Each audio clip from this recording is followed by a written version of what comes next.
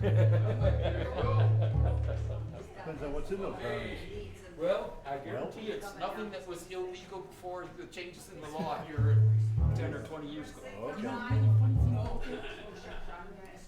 I took a manpower job. No, I'm gonna do one more song. What do you want me to say? Before that, they sent me to a doctor place in town that took a sample of my hair to see if I had a lung residue in it. Yeah, yeah. It's perfectly legal now. Oh yeah, I can do that. But I wouldn't have been able to work for them That's if all it had been my hair, no matter the fact Yeah. that I hadn't smoked it in who knows how Yeah. long. Yeah.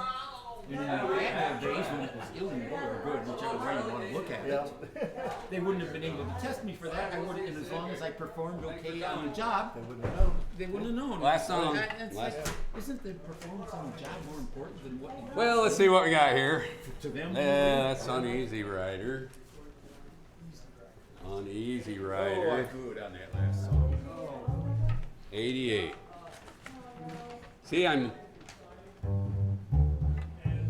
okay, I'm ready to clear the house. Let's bring this up. Is it going to be that Uneasy Rider song? Uneasy Rider, yeah. Now this is Uneasy Rider 88.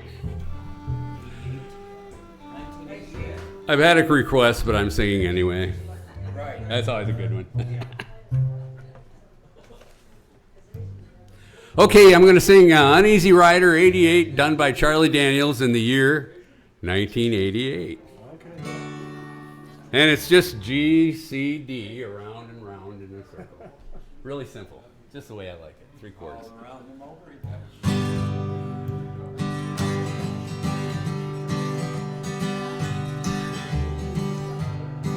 Well, me and my buddy, we got us a wild hare, and I figured we wanted to go somewhere, so we loaded up in my ragtop Chevrolet.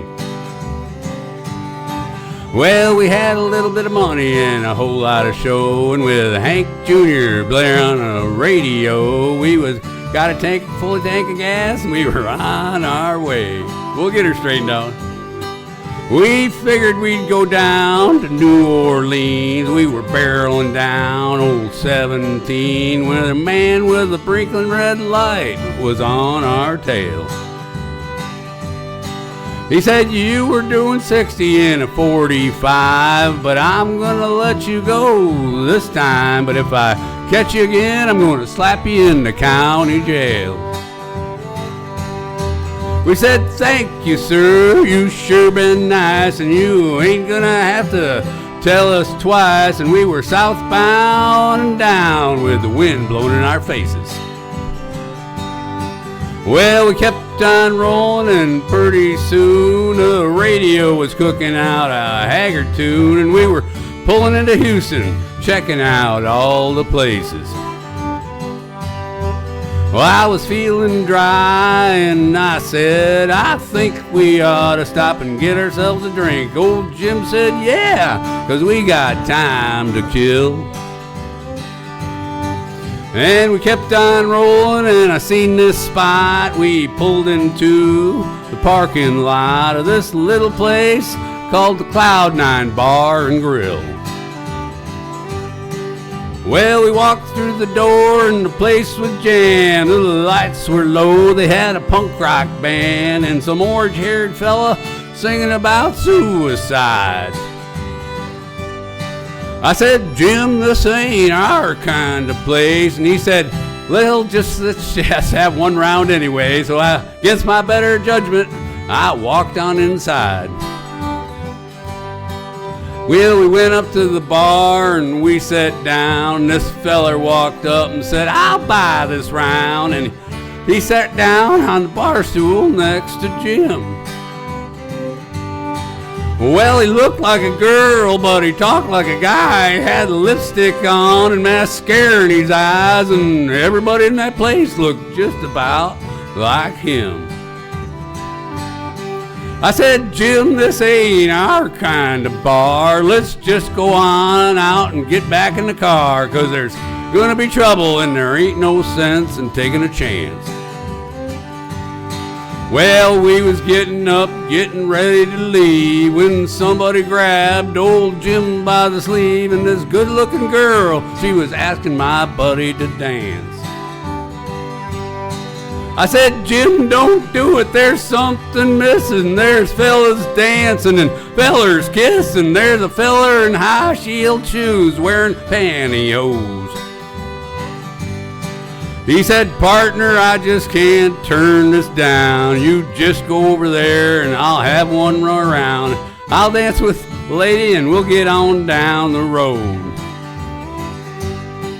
So we walked away and left me alone, but this funny looking feller kept coming on. He was making me mad with some of the things that he said. And then he put his hand right on my knee, and I said, if you don't get your paw off of me, I'm gonna locate your nose around the other side of your head. He said, I love it when you get that fire in your eye. And I said, well, partner, try this one on for size. And I unloaded on him, and he went out like a light. Well, everybody in that place must have been his friend. They all headed for me, and I said, this is the end. But where I come from, we don't give up without a fight. Well, they were screaming and yelling and scratching and clawing. I was punching and hitting and kicking and pawing. I was holding my own, 'cause I've been in a scrap or two.